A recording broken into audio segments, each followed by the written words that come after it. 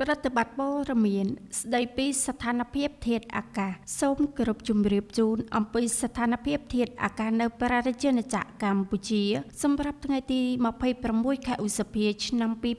2025ចលមូសុងនិរដីជាមួយសម្ពាធទាបដែលគ្របដណ្ដប់លើឈូងសមុទ្រថៃអាំងទន្លេមេគង្គនិងសមុទ្រចិនខាងត្បូងមានឥទ្ធិពលមកលើប្រជាជាតិកម្ពុជាស្ថានភាពបែបនេះនឹងធ្វើឲ្យចាប់ពីថ្ងៃទី26ដល់ថ្ងៃទី28ខែឧសភាឆ្នាំ2025 1តំបន់វាលទំនាបសីតុណ្ហភាពមធ្យមអបបរមា25អង្សាសេនិងសីតុណ្ហភាពមធ្យមអតិបរមា37អង្សាសេខ្យល់បក់មកពីទិសនិរដីនិងអាគ្នេយ៍មានល្បឿនមធ្យម3ម៉ែត្រក្នុង1វិនាទីខេត្តបន្ទាយមានជ័យបាត់ដំបងពោធិ៍សាត់កំពង់ឆ្នាំងសៀមរាបកំពង់ធំកំពង់ចាមត្បូងឃ្មុំព្រៃវែងកណ្ដាលតាកែវស្វាយរៀងនិងភ្នំពេញអាចមានភ្លៀងធ្លាក់ជាមួយផ្គររន្ទះនៅខ្យល់កន្ត្រាក់ការ៉បដណ្ដប់លើផ្ទៃដី 35% 2តំបន់ខ្ពង់រាបសីតុណ្ហភាពមធ្យមអបបរមា25អង្សាសេនិងសីតុណ្ហភាពមធ្យមអតិបរមា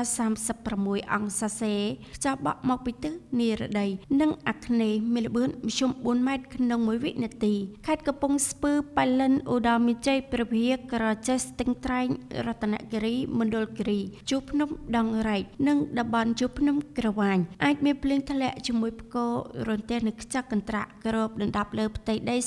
35% 3តំបន់មាត់សមុទ្រសីតុណ្ហភាពមធ្យមអបបរមា25អង្សាសេនិងសីតុណ្ហភាពមធ្យមអតិបរមា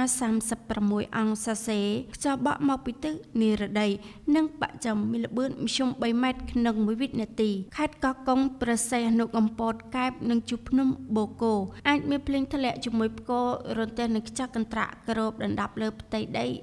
25% រលកសមុទ្រមានកម្ពស់មធ្យមអបបរមា 0.50 ម៉ែត្រនិងកម្ពស់មធ្យមអតិបរមា 0.75 ម៉ែត្រអាស្រ័យដូចបានជម្រាបជូនខាងលើសូមសាធារណជនទទួលជ្រាបជាព័ត៌មានការផ្សាយរបស់ក្រសួងធនធានទឹកនិងឧតុនិយមថ្ងៃទី26ខែឧសភាឆ្នាំ2025សូមអរគុណ